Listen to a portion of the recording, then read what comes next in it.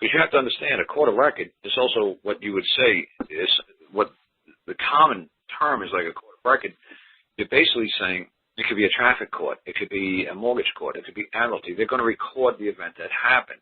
So unless you say in this court of record at common law, or you say law, common, law, common, what type of law are we at? Are we in traffic law? Is this admiralty law? Is this natural law? Is this absolute law? What law is this? And law is just the customs and the practices of the people in society who agree to a certain terms and conditions to abide by. So when you go to traffic court, it's their law, it's their customs, it's their beliefs, it's their practices that you're standing in. This is where you're residing. So you're at that law at that particular moment in time. Yeah. But it's on the law. So just because you say it's a court of record, everything is being recorded, but you have to expressly state that this is a court of record. And my belief, and is also backed up with Black's Law, 8th edition, 2004, operates only under the common law. There you go. Mm-hmm. You can say court of record, see Exhibit A. And then the judge flips to Exhibit A. Well, according also not only my belief that it operates under the common law, in which I have the right to have a trial by jury, and the magistrate is independent of the tribunal. It also established, well-established fact on Black's 8th, 2004, page 522, court of record. Well, I can continue. When they put me on, when my ex-wife put me on the witness stand to examine me, she goes, well, I hear you're one of those sovereign citizens. Do you want to expand upon that? I said, well, there's no such thing as a sovereign citizen. You're either a sovereign or a citizen. I consider myself a sovereign. And the judge smiled at me. Right when I said that, he smiled. And I knew I owned that court right there at that moment. That was my court. Well, what you did was not truly a court of record common law. What you did was you were doing a dance for the Dancing with the Stars and the judges and Simon Cowell, and Simon Cowell was giving you a thumbs up or thumbs down. In common law, that guy in a black robe has nothing to do with anything. You established a law. You're bringing the claim. All he's doing is witnessing that nobody brought a claim forward from the other side.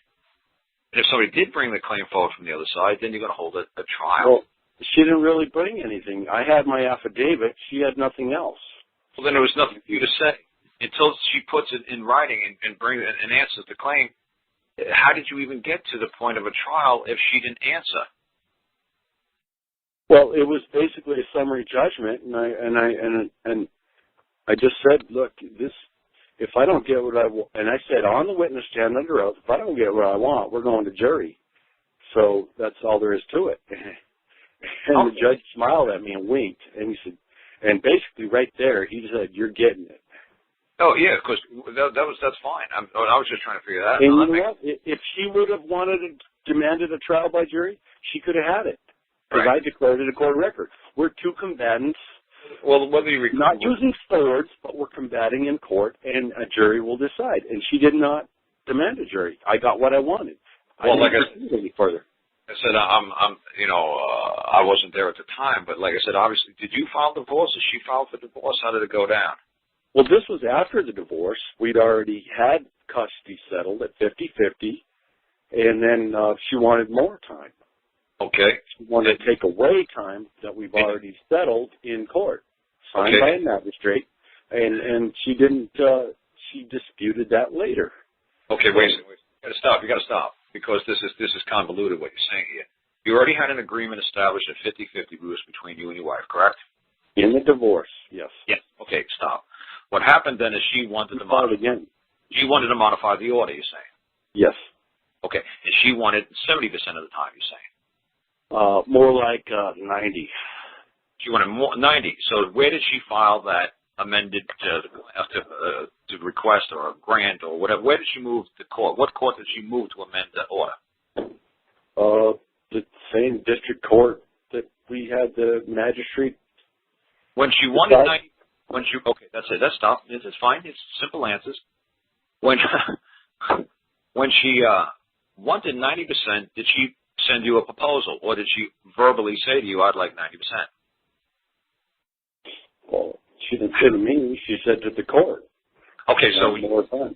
No knowledge until you were summoned to appear in court that she would have liked more time with that child. Well, she had verbally told me she wanted more time, and I said, no, I disagree. Okay, that's fine. That's fine. I just need simple answers here.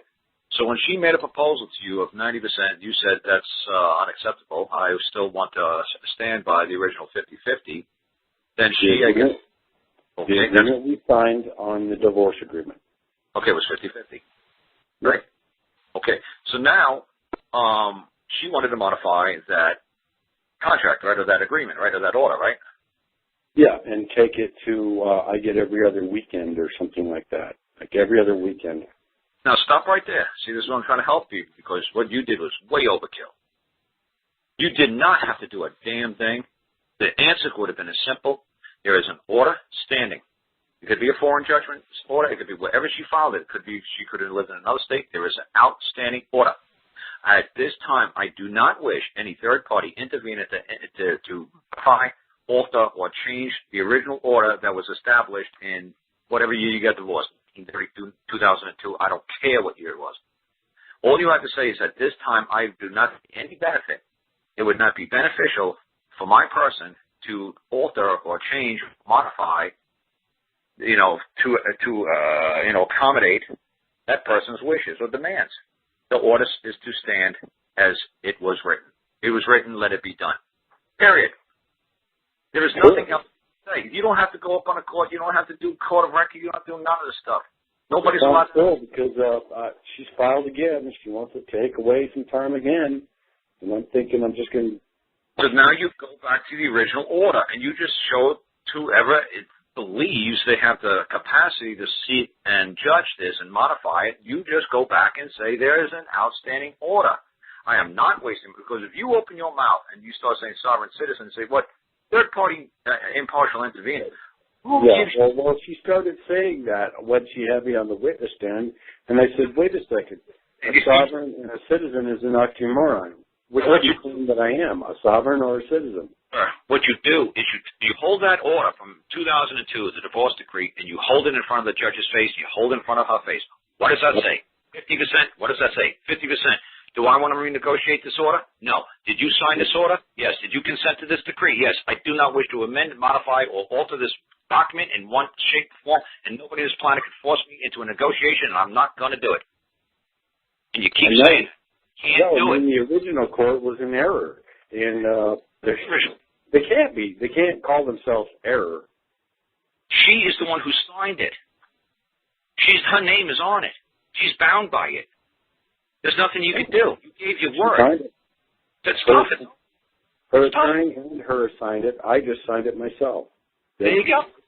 The deal is done. Let it be written. Let it be done. No more appeals. This is no rehearings, no redos. Go read the 7th Amendment. Go look at what Marsha Clark is kicking herself in the butt. If she found 10 witnesses now who saw OJ do it, she can't retry him. There's no rehearing. It's done. You had your day. Your trial is done.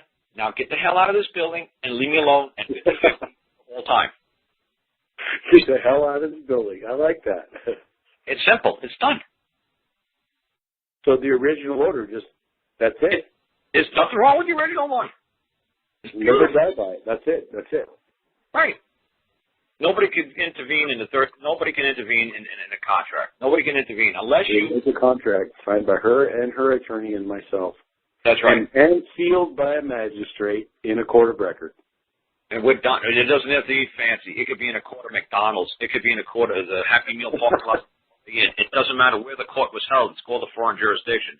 And me and Greg one night are going to talk about courts of foreign jurisdiction that are recognized every single place, no matter where you go in an English common law world.